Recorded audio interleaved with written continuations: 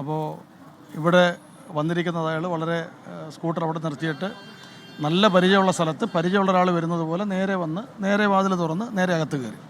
ബാങ്കിൻ്റെ ബ്രേക്ക് എന്ന് പറയുന്നത് 2 to 2:30 2 to 2:30 ലഞ്ച് ബ്രേക്ക്. അപ്പോൾ 2:12 അയാൾ വന്നു.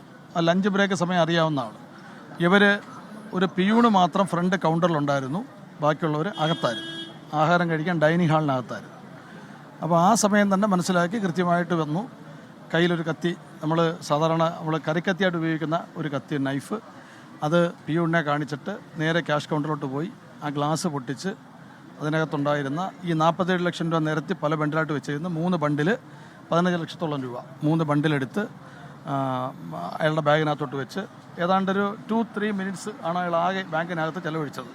നേരെ ഇറങ്ങി പോയി. ഇത്രയാണ്. ഇവിടുന്ന് പോയ ഭാഗം എങ്ങോട്ട് പോയി എന്നുള്ളതിൻ്റെയൊക്കെ സൂചന കിട്ടിയിട്ടുണ്ട്. ഓൾ ഇന്ത്യ വൈസ് തന്നെ കേസ് ഡിറ്റക്ട് ചെയ്യാനുള്ള എല്ലാ നടപടികളും ചെയ്തു വരികയാണ്. കേസ് പിടിക്കുമെന്നാണ് ഞങ്ങളുടെ വിശ്വാസം. 3 ബണ്ടിൽ 5 ലക്ഷം 5 ലക്ഷം 5 ലക്ഷം 15 ലക്ഷം രൂപയാണ് പോയത്. ബാങ്ക് ജീവനക്കാരെ സ്വാഭാവികമായിട്ടും അവരുടെ ഒരു പരിധിയിലുള്ളതോ അല്ലെങ്കിൽ അറിവുള്ളതോ ആവാനുള്ള സാധ്യത തള്ളിക്കളയുന്നില്ല. അങ്ങനെ ഒരു സാധ്യതയും എനിക്കിപ്പോൾ പറയാൻ പറ്റത്തില്ല. ബാങ്കുകാർക്ക് പങ്കുണ്ടെന്നൊന്നും പറയാൻ ഇപ്പോൾ പറ്റത്തില്ല. വണ്ടിയെക്കുറിച്ച് ചില അറിവുണ്ട്.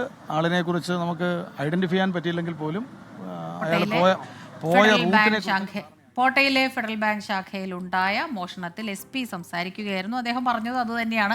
വളരെ പരിചിതനായ ഒരാളെ പോലെയാണ്, ചിരപരിചിതനായ ഒരാളെ പോലെയാണ് കയറി വന്നതും. വളരെ പെട്ടെന്ന് തന്നെ 3 ബണ്ടിലുകളായി 5 ലക്ഷം രൂപ സൂക്ഷിച്ചിരുന്നു. ആ 15 ലക്ഷം രൂപ ടോട്ടൽ അതെടുത്ത് തിരികെ പോകുന്നു. അപ്പോൾ ഇതാരാണെന്ന് എത്രയും പെട്ടെന്ന് തന്നെ കണ്ടുപിടിക്കാൻ കഴിയുമെന്നാണ് SP ഇപ്പോൾ അറിയിച്ചത്.